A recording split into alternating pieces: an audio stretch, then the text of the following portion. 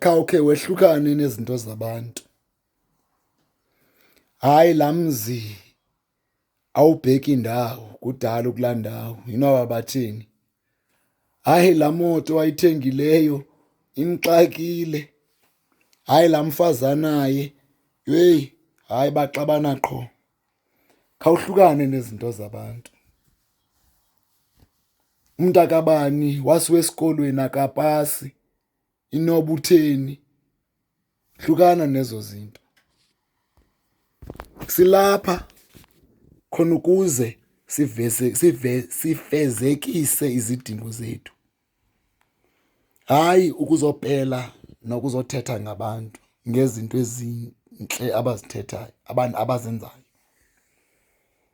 Kungcono xa uthetha kakuhle ngomntu, kodwa kubekiselaphi xa uthetha kakubi ngomntu? Umntu ayingowakho, umntu ayingowakho. Makhe zohlukane nje nezo zinto.